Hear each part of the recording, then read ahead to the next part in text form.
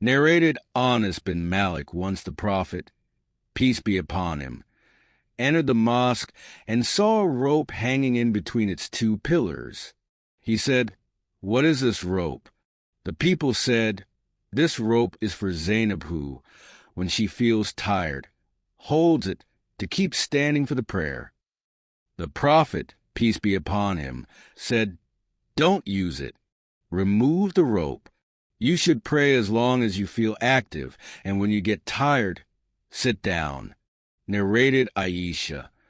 A woman from the tribe of Bani Asad was sitting with me, and Allah's apostle, peace be upon him, came to my house and said, "Who is this?"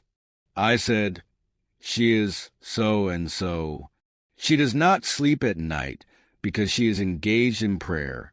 The Prophet, peace be upon him, said disapprovingly, "Do good deeds which is within your capacity, as Allah never gets tired of giving rewards till you get tired of doing good deeds." Narrated Abdullah bin Amr bin al-Dash as Allah's apostle, peace be upon him, said to me, "O Abdullah, do not be like so and so who used to pray at night and then stop the night prayer." Narrated Abdullah bin Amr.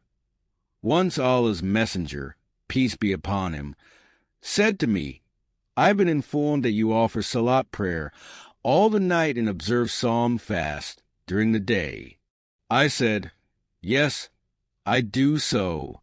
He said, "If you do so, your eyesight will become weak and you will become weak.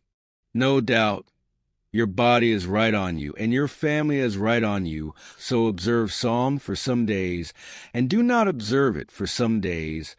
Offer salat for some time, and then sleep." Narrated Ubadah bin Asamit. The Prophet, peace be upon him, whoever gets up at night and says, "None has the right to be worshipped but Allah. He is the only one and has no partners. For him is the kingdom, and all the praises are due for him. He is omnipotent. All the praises are for Allah.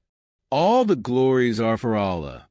And none has the right to be worshipped but Allah. And Allah is great, and there is neither might nor power except with Allah." And then says, "O Allah, forgive me," or invokes Allah. He will be responded to, and if he performs ablution and prays, his prayer will be accepted. Narrated Abu Huraira, that once Allah's apostle, peace be upon him, said, "Your brother, Abdullah bin Rawaha, does not say obscene," referring to his verses. "Amongst us is Allah's apostle, peace be upon him, who recites his book when it dawns. He showed us the guidance after we were blind. We believe that whatever he says will come true, and he spends his nights in such a way as his sides do not touch his bed." While the pagans were deeply asleep, narrated Nafi. Ibn Umar said, in the lifetime of the Prophet, peace be upon him, I dreamt that a piece of silk cloth was in my hand, and it flew with me to whichever part of paradise I wanted. I also saw as if two persons, i.e. angels, came to me and wanted to take me to hell. Then an angel met us and told me not to be afraid. He then told them to leave me. Hafsa narrated one of my dreams to the Prophet, peace be upon him, and the Prophet said, "Abdullah is a good man. Would that he offer the night prayer Tahajjud."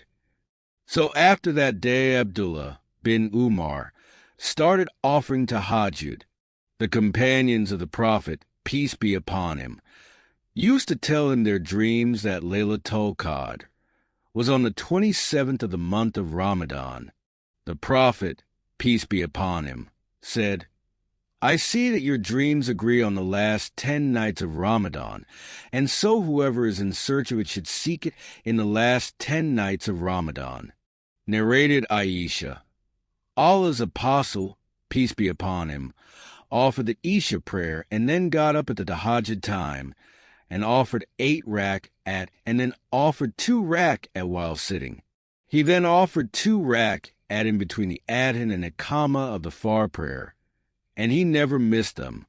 Narrated Aisha.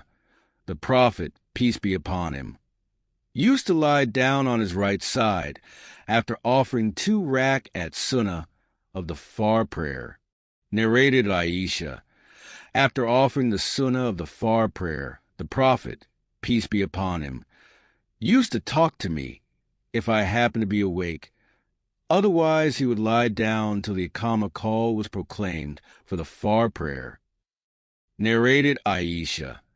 After offering the 2 rak'at sunnah, the Prophet, peace be upon him, used to talk to me if I happened to be awake. Otherwise, he would lie down. Narrated Aisha. The Prophet, peace be upon him, was never more regular and particular in offering any nawafil than the 2 rak'at sunnah of the far prayer. Narrated Aisha. Allah's apostle, peace be upon him, used to offer 13 rak'at in the night prayer, and on hearing the adhan for the morning prayer, he used to offer 2 light rak'at. Narrated Aisha.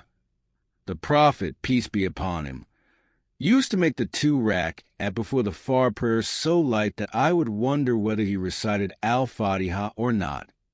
Narrated Jabir bin Abdullah. The Prophet, peace be upon him, used to teach us the way of doing istikhara. Istikhara means to ask Allah to guide one to the right sort of action concerning any job or a deed, in all matters as he taught us the surahs of the Quran.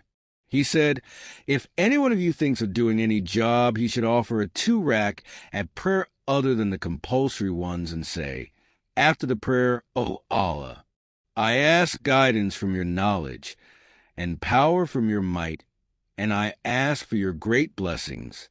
You are capable, and I am not. You know, and I do not, and you know the unseen. O Allah, if you know that this job is good for my religion and my subsistence and in my hereafter, or said, if it is better for my present and later needs, then you ordain it for me and make it easy for me to get, and then bless me in it. And if you know that this job is harmful to me in my religion and subsistence and in the hereafter, or said, if it is worse for my present and later needs, then keep it away from me and let me be away from it, and ordain for me whatever is good for me, and make me satisfied with it. The Prophet, peace be upon him, added that then the person should mention his need.